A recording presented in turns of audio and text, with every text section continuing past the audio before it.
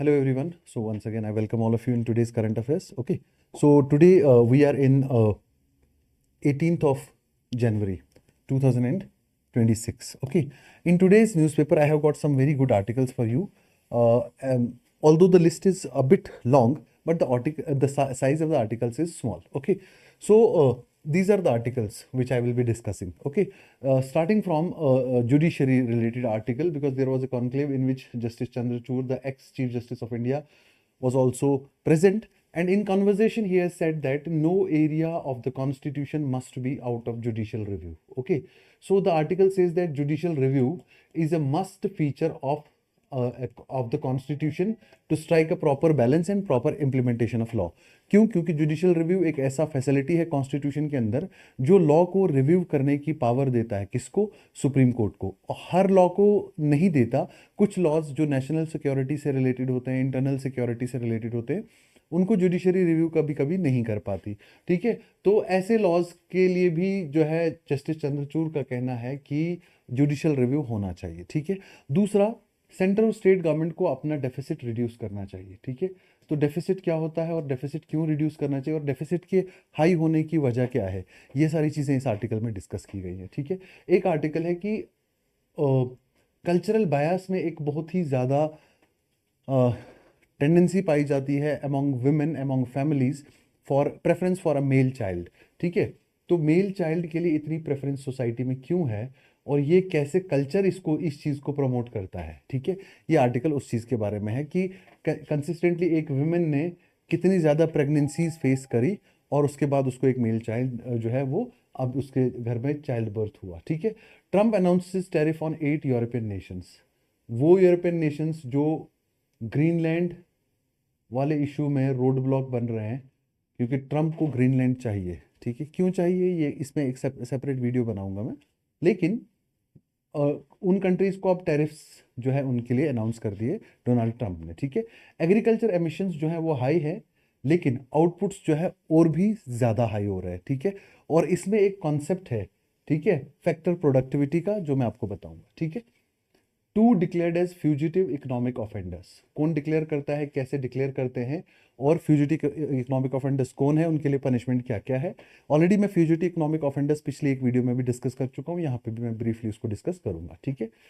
Scientific data driven journalism चाहिए हमें, अगर हमको अपने फोर्थ पिलर को, डेमोक्रेसी का फोर्थ पिलर मानते हैं मीडिया को, जर्नलिज्म को, अगर हम अपने फोर्थ पिलर को सही से यूज़ करना चाहते हैं, स्ट्रेंथन करना चाहते हैं डेमोक्रेसी को, तो हमारा डेटा ड्रिवन जर्नलिज्म ज़्यादा इंपॉर्टेंट है rather than emotion driven journalism. ठीक है।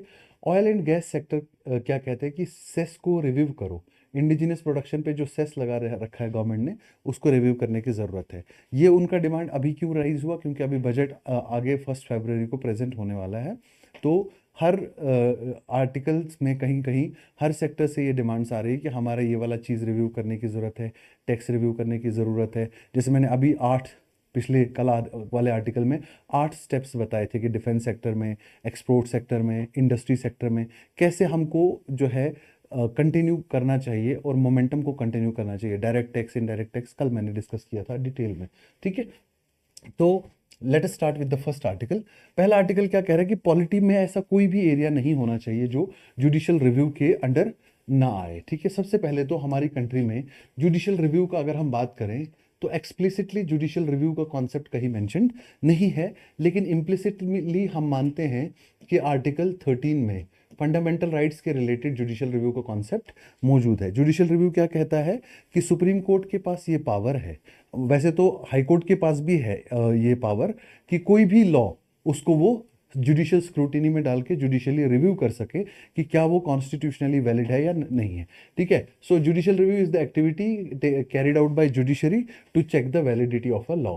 Constitutional validity of a law check करने के लिए जुडिशरी जब किसी लॉ का रिव्यू करती है, इसको कहते हैं जुडिशियल रिव्यू। ठीक है। ये कह रहे हैं कि कॉन्स्टिट्यूशन में कोई भी एरिया ऐसा नहीं होना चाहिए जो, no area should be immune to judicial review. No area should be immune to judiciary. क्यों? क्योंकि अगर आप कोई एरिया जुडिशरी से बाहर रख दोगे, जुडिशियल रिव्यू से बाहर रखोगे, तो चांसेस ये हैं कि उसका मिसयूज भी हो। ठीक है।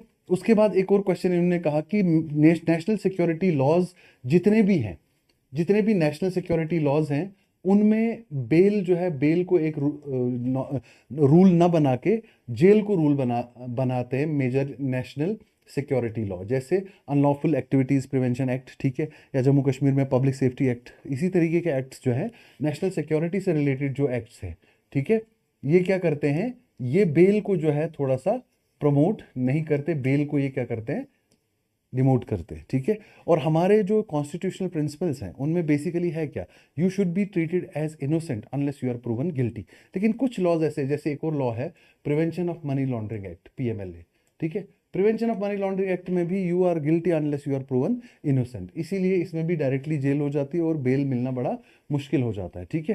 तो नेशनल सिक्योरिटी को आप एज ए डिफेंस नहीं यूज कर सकते कि कोई भी लॉ जो है वो इम्यूनिटी प्रोवाइड करेगा लेजिस्लेचर को या एग्जीक्यूटिव को, किसी को भी जेल में रखने के लिए, ठीक है। उसके बाद इंडियन सोसाइटी का फंडामेंटल प्रिंसिपल जो है, डिफरेंट सोसाइटी, हम दूसरी सोसाइटीज से डिफरेंट क्यों है, हम दूसरी सोसाइटीज से डिफरेंट इसलिए है क्योंकि हमारा जो, हमारे लिए जो चीज़ एक्सेप्टेबल है वो दूसरी सोसाइटीज के लिए हो सकता है एक्सेप्टेबल ना हो, ठीक है। तो ये सारी चीज़ें जो है इसी चीज़ में बात की गई है कि कुछ बाउंड्रीज ड्रॉ होनी चाहिए कि परमिसिबल क्या है और क्या परमिसिबल नहीं है, तभी जाके इंस्टीट्यूशंस में ट्रस्ट भी बिल्ड होगा। तो उन्होंने इंस्टीट्यूशनल ट्रस्ट की भी बात की है कि इंस्टीट्यूशनल ट्रस्ट जो है वो तब इरोजन हो जाता है जब इंस्टीट्यूशन कुछ कर ना पाए फंडामेंटल राइट्स या बेसिक राइट्स सिटीजन्स के अपहोल्ड करने के लिए। इसीलिए इंस्टीट्यूशनल ट्रस्ट बहुत ज़रूरी है, और इंस्टीट्यूशनल ट्रस्ट को मेंटेन करने के लिए आपको जुडिशरी को स्ट्रेंथन करना पड़ेगा, ठीक है। ये हो गया पहला आर्टिकल, ठीक है।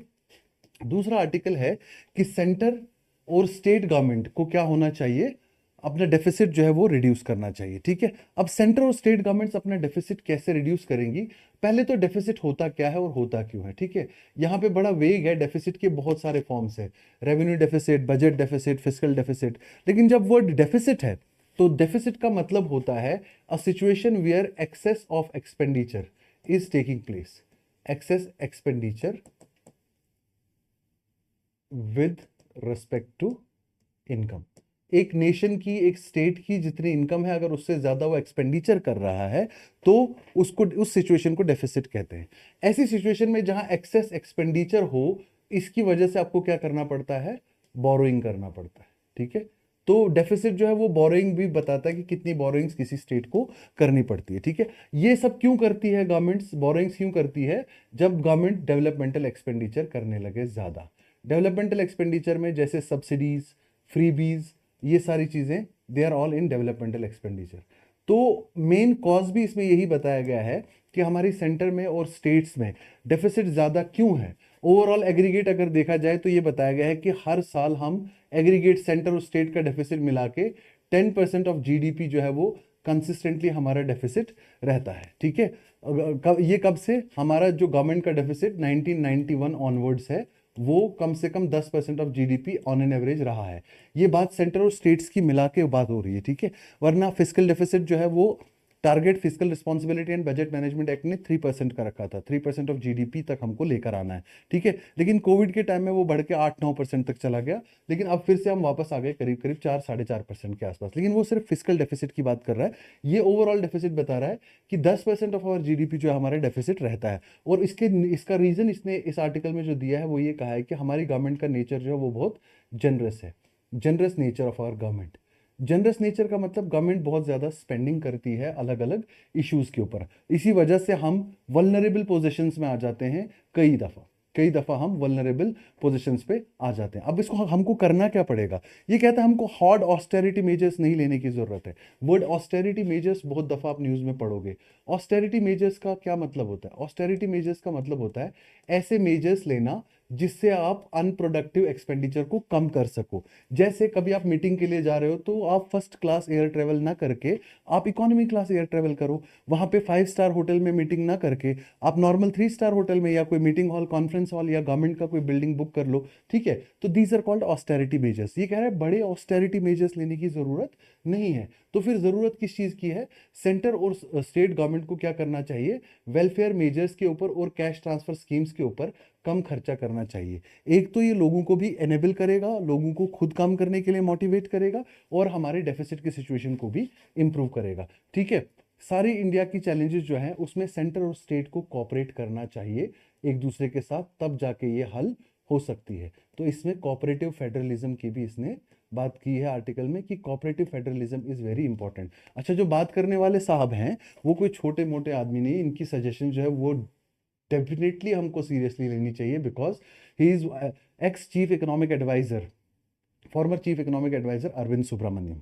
ठीक है, तो ये हो गया एक और आर्टिकल। ठीक है, उसके बाद नेक्स्ट आर्टिकल जो है, साइंटिफिक डेटा हमको चाहिए rather than emotion based journalism, तब जाके हम, हमारा जो फोर्थ पिलर ऑफ डेमोक्रेसी है, आप इसको फोर्थ पिलर कहते हो, इसको मिरर ऑफ द गवर्नमेंट भी कहते हैं। क्यों? क्योंकि गवर्नमेंट को सही आईना दिखाते हैं जर्नलिस्ट, अगर वो फैक्ट बेस्ड बात करते हैं, मिरर ऑफ द गवर्नमेंट। ठीक है, कि गवर्नमेंट को प्रॉपरली बताना, कंसिस्टेंटली सजेशंस देना। ठीक है, लेकिन हमको इस समय हमें चाहिए क्या? हमारी अप्रोच जो है वो इमोशनली बायस्ड हो गई है मेजॉरिटी जर्नलिस्ट के प्लेटफॉर्म्स पर। तो हमको चाहिए क्या? We need a scientific,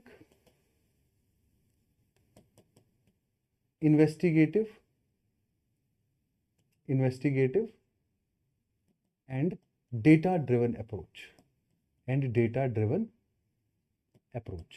approach in which we don't put up emotions, we put up data, and by data we support our every government's move।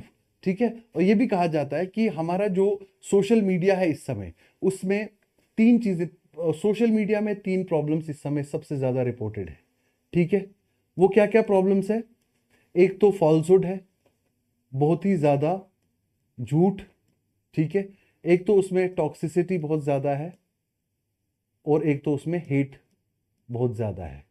और ये कहा जा रहा है कि सोशल मीडिया में ही नहीं, it is also percolating to mainstream media, ये मेन स्ट्रीम मीडिया में भी आ रहा है, percolating to mainstream media also, and these are the bigger threats which we need to deal with. ठीक है, हमको जर्नलिज्म करना चाहिए, जर्नलिज्म मस्ट बी बियॉन्ड बायस,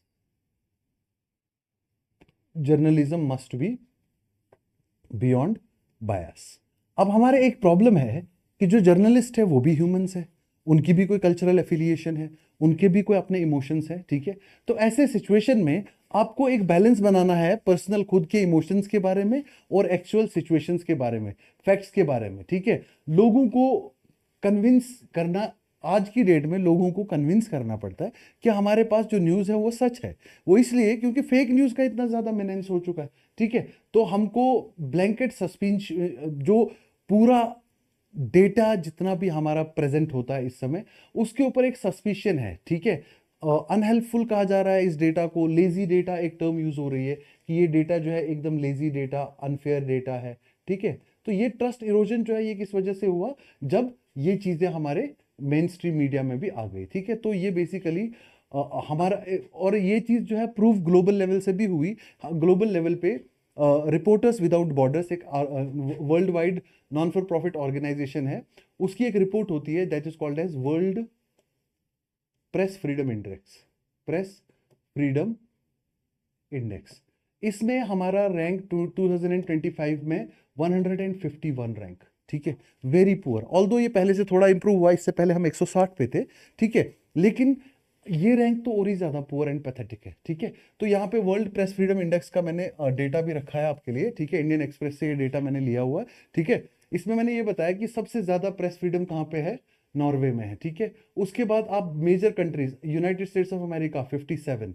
ठीक है, आप इंडिया को देख लो 151। Neighbouring countries, Sri Lanka is better than us. ठीक है, Indonesia is better than us, Bangladesh was better than us, अगले में शायद ना हो। ठीक है, क्योंकि वहां पे भी टर्मोइल चल रहा है। पाकिस्तान तो ठीक है, हमारे से नीचे है, वर्स्ट है। ठीक है, उसके बाद हमारे नेबर्स में और अफगानिस्तान वेरी पुअर, चाइना उससे भी आगे। ठीक है, तो ये सारी चीजें वर्ल्ड प्रेस, ये जो प्रेस फ्रीडम इंडेक्स है, इसने कैटेगरीज रखी है कंट्रीज की। तो इंडिया को रखा है किस कैटेगरी में? Very serious curbs on press, means press freedom बहुत अच्छा वहां पे नहीं है। ठीक है, और usually national press day November 16 को ये लॉन्च किया जाता है। November 16 national press day, national press day. Freedom of press is also considered as backbone of a democracy.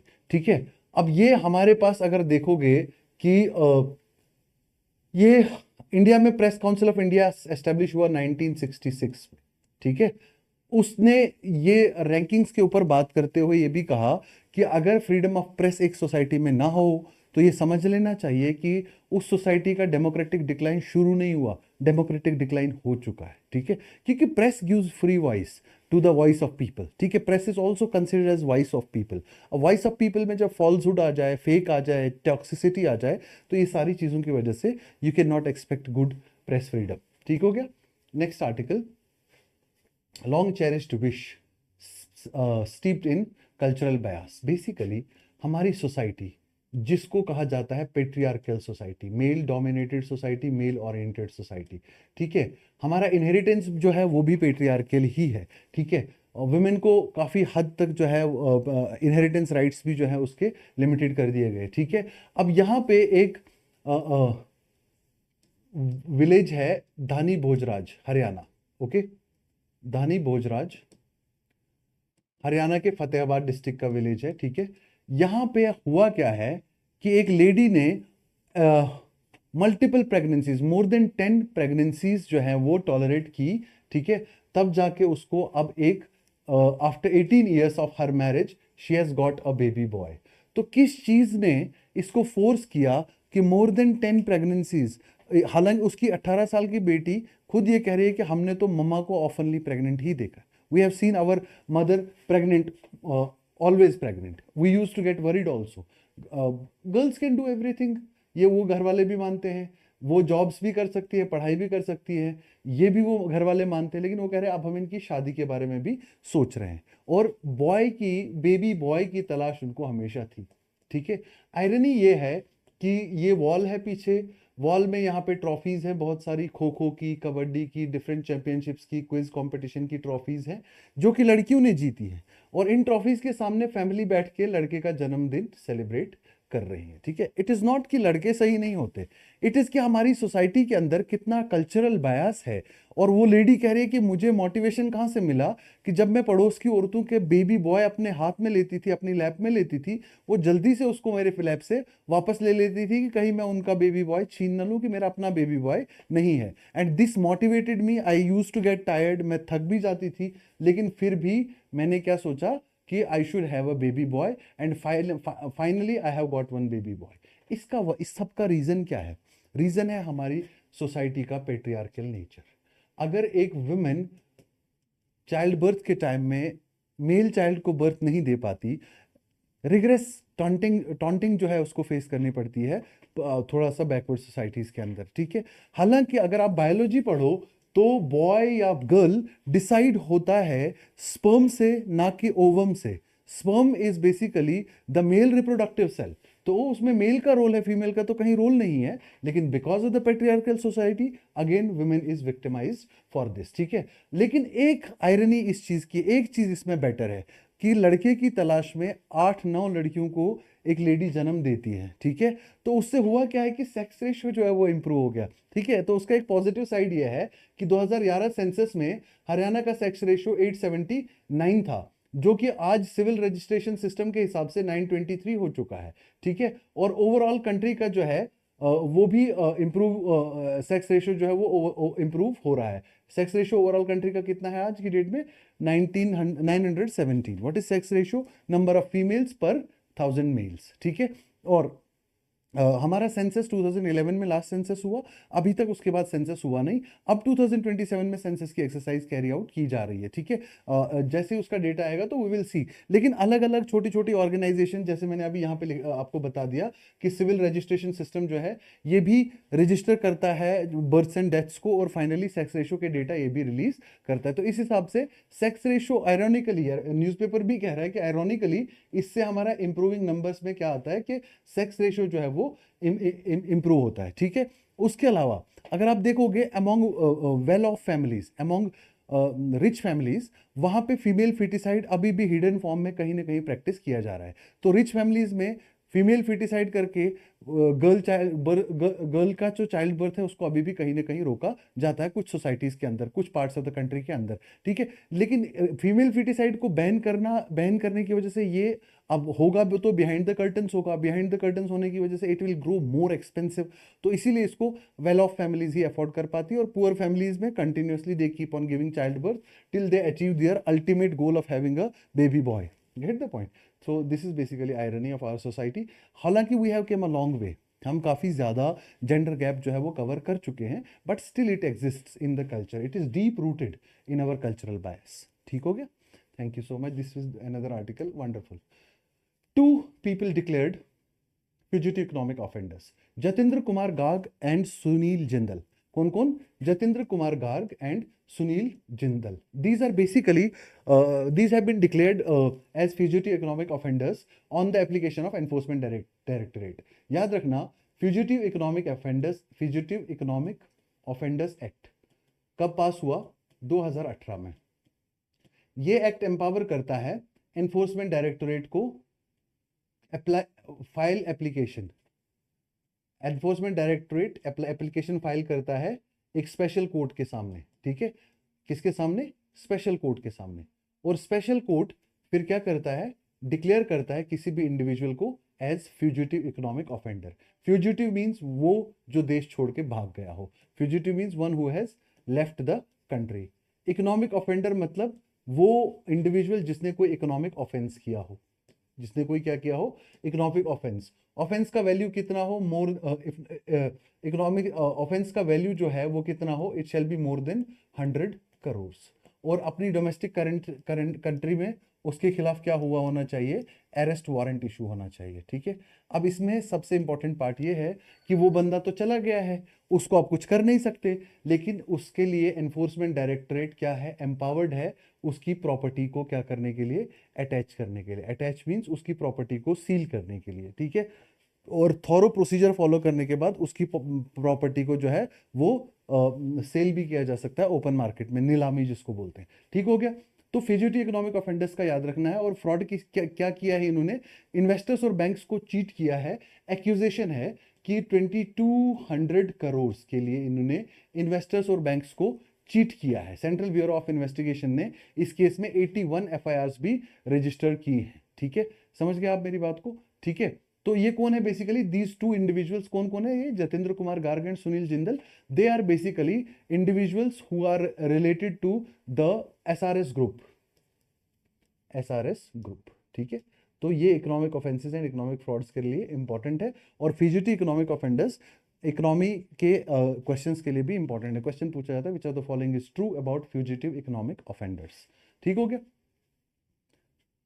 इसके बाद नेक्स्ट क्वेश्चन जो है, ऑयल एंड गैस सेक्टर क्या कहता है कि उनके ऊपर जो सेस लगाई जाती है इंडिजिनियस प्रोडक्शन पे, उसको रिव्यू करो। सबसे पहले याद रखना कि ये किस सेस की बात कर रहा है। ये किस सेस की बात कर रहा है? ये कह रहा है cess industry, oil industry development board cess, OID cess. OID cess, OID मतलब क्या होता है? Oil industry development board cess, ठीक है। This cess is imposed 20% ad valorem. Please remember this term ad valorem. Tax या सेस लगाने के दो तरीके होते हैं। या तो डायरेक्टली आप एक इनकम स्लैब पे लगाते हो जो स्लैब बेस्ड इनकम टैक्स है हमारा, ठीक है। अब करेंसी की वैल्यू क्या है उससे फर्क नहीं पड़ता, आपकी इनकम इतनी है, आपको टैक्स देना है, ठीक है।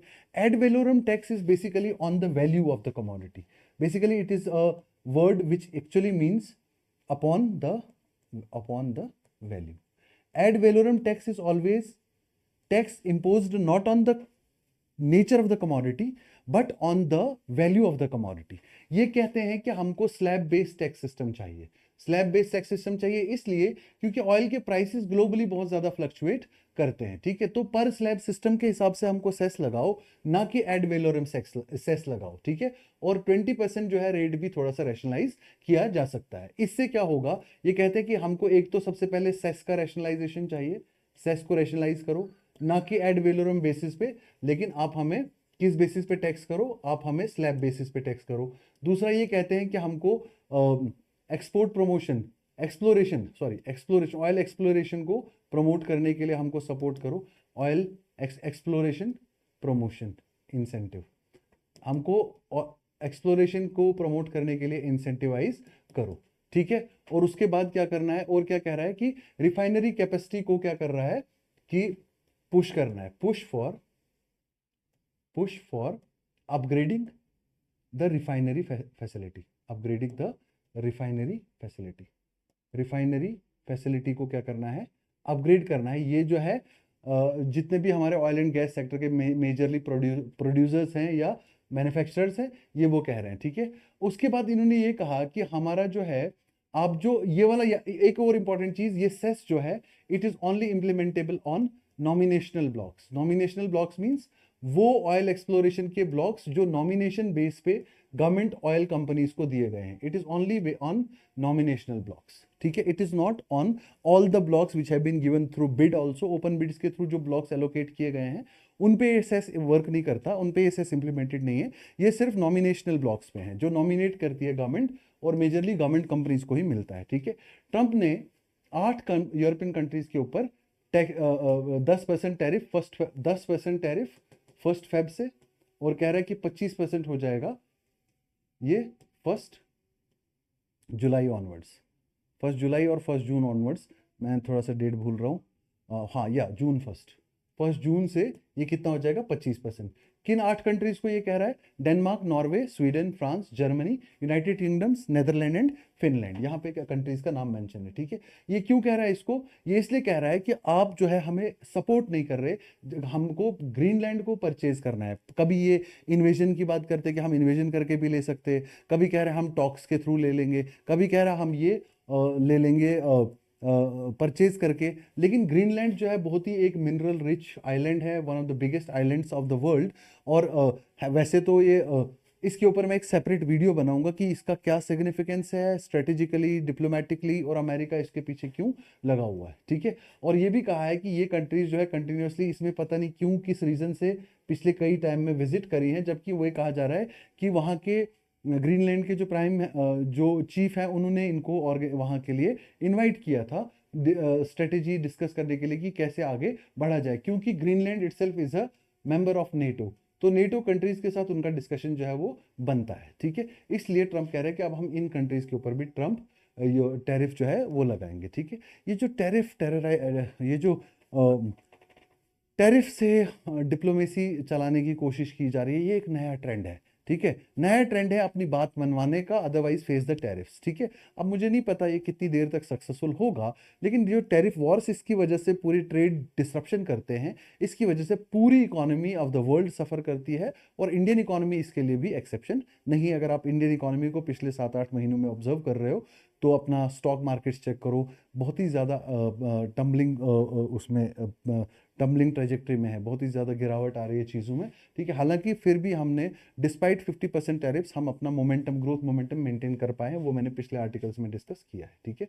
लास्ट आर्टिकल, एग्रीकल्चर में फर्टिलाइजर्स की वजह से जो एमिशंस होती हैं ग्रीन हाउस गैसेस की, एसिड रेन कॉजिंग गैसेस की, वो एग्री एमिशंस जो है वो अभी भी कितना है 45%, कितना है 45% एग्री एमिशंस हमारी कंट्री में बढ़ी हुई हैं, they have grown by 45%, 45% growth हुआ है किसमें, एग्री एमिशंस में।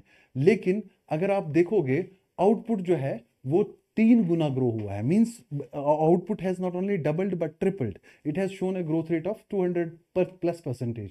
सो एग्री आउटपुट जो है वो 3 गुना ज्यादा बढ़ा है, ठीक है। इसका ये मतलब है कि कुछ ऐसा हम कर रहे हैं कि हम ग्रीन टेक्नोलॉजी यूज नहीं कर रहे, इको फ्रेंडली टेक्नोलॉजी नहीं यूज कर रहे आउटपुट बढ़ाने के लिए।